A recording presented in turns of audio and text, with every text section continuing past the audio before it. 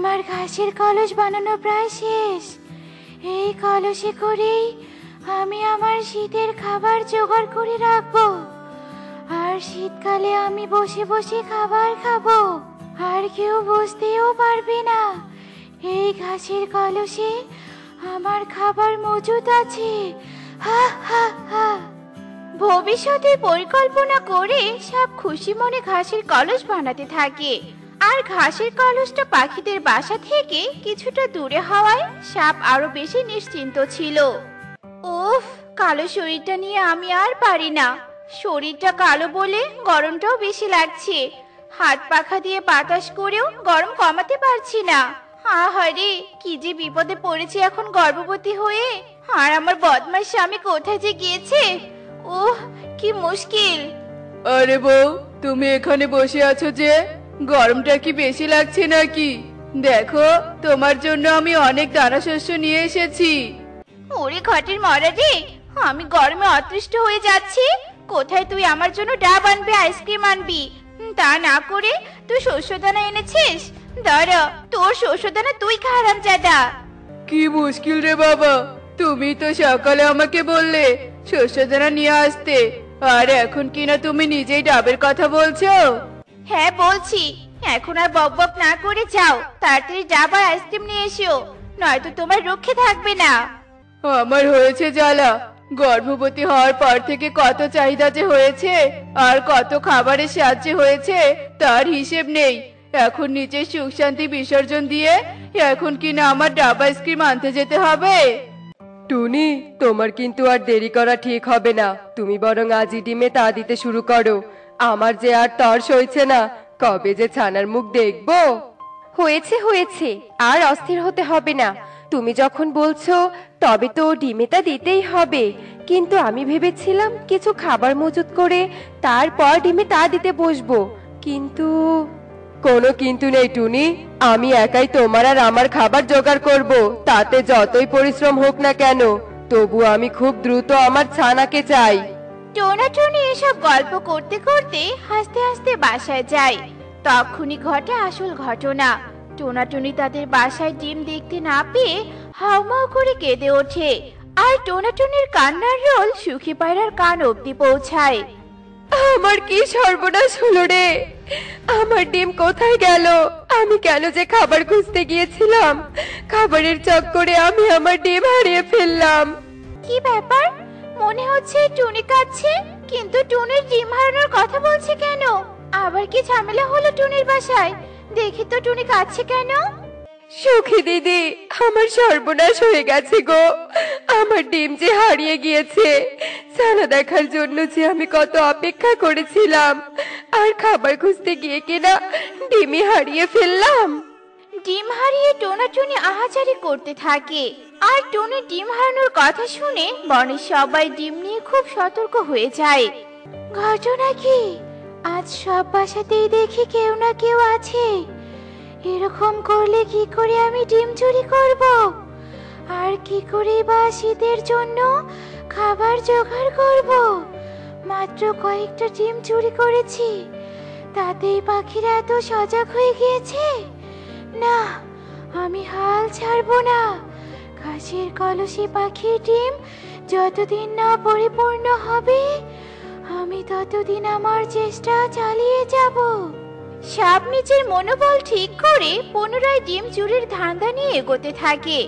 আর অনেক খোঁজাখুঁজির পর সাপ একটা খালি বাসা পায়, আর এক মুহূর্ত দেরি না করে গাছ বেয়ে বাসায় যায়। আর বাসায় একটা ডিম দেখেই সাপটা ডিম চুরি করে পালিয়ে যায়। কি মুশকিল ব্যাপার স্যাপার! ক্ষুধাতে আমার পেটে নাড়ি ভুড়ি সব গোল্লায় ছুট খেলছে, অথচ এখন পর্যন্ত একটা শিকারও খুঁজে পেলাম না। নাকি আমার ক্ষুধা লেগেছে বলে সব শিকারও হারিয়ে গিয়েছে? উফ ঈগল, কিছু একটা কর, ক্ষুধা যে আর পেটে সইছে না। এই, কে রে? কে? আমাকে কোথায় নিয়ে যাচ্ছিস শয়তান? ছেড়ে দে, আমাকে ছেড়ে দে। সাপ নিজের প্রাণ বাঁচানোর জন্য চিৎকার চেঁচামেচি করলেও কোনো লাভ হয় না। শিকারি ঈগল সাপকে নিয়ে অনেক দূরে চলে যায়, কিন্তু ঘাসের কলসিতে পাখির ডিমগুলো সেখানেই পড়ে থাকে। টোনা, যা সর্বনাশ হওয়ার সেটা তো হয়ে গিয়েছে। আমি আর বাসায় থেকেই বা কি করব? বাসায় থাকলে বরং আমার অস্থিরতা বাড়বে। তার থেকে ভালো আমি তোমার সাথে যাই। বুঝতে পেরেছি টুনি, তুমি আমার কথা মানবে না, সে তো তুমি আমার সাথে বাহিরে যাবেই। হোক, তুমি যখন বলছো তবে চলো।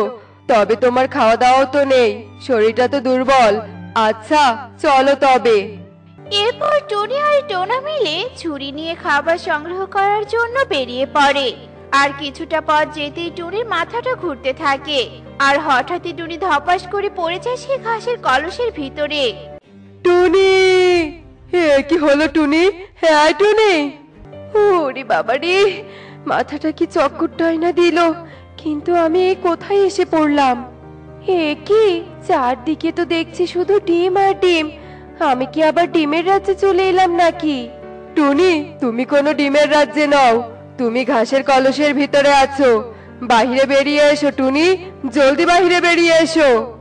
ওরে বাবা রে, বড্ড চিন্তায় পড়ে গিয়েছিলাম। কিন্তু টোনা, এই কলসের ভেতরে অনেক ডিম, আমি ডিমগুলো সব নিতে চাই। ডিম নিবে মানেটা কি? আর কিসের না কিসের ডিম, সেই ডিম নিয়ে তুমি কি করবে বলো তো?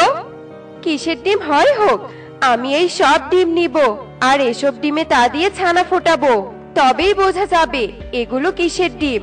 নিজের ডিম তো আর তা দিতে পারিনি, এসব ডিমে তা দিব। কি যাতা বলছো?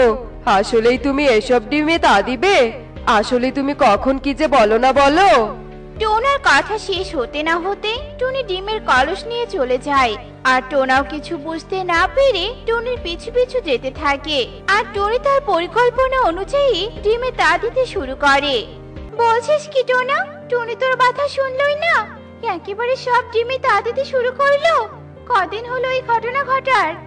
কদিন বলছো কি, 15 থেকে 20 দিন তো হলোই। আমি তো একথা কাউকে বলার সাহসও পাইনি। আর আজ টুনির চোখ ফাঁকি দিয়ে তোমাকে বললাম। কি করব এখন বলো তো? কি আর করবে, টুনি যেহেতু চাইছে না, তবে আর কাউকে কিছু বলিস না।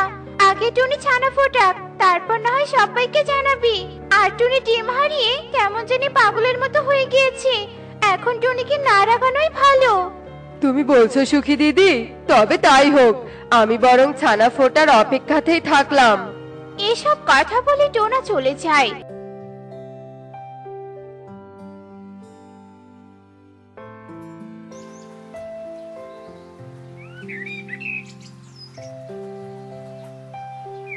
আর কদিন পরে টুনি ডিমে তা দিয়ে ছানা ফোটায়।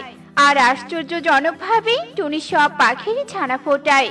এই খবর ছড়িয়ে পড়তেই সব পাখিরা টুনির বাসায় যায় আর সব ঘটনা শুনতে পায়। আরে, এই কালো ছানাটা তো বুঝি আমার।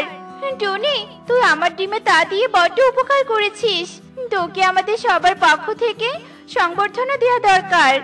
ঠিকই বলেছিস কাকুলি, এবার আগে সব পাখিদের ছানা তো নিয়ে যা। টুনি যে উপকার করেছে তাতে আমরা সবাই কৃতজ্ঞ। সব পাখিরা টুনিকে বাহবা দেয়। আর টুনির ছানা রেখে সব পাখিরা তাদের ছানাদের নিয়ে চলে যায়।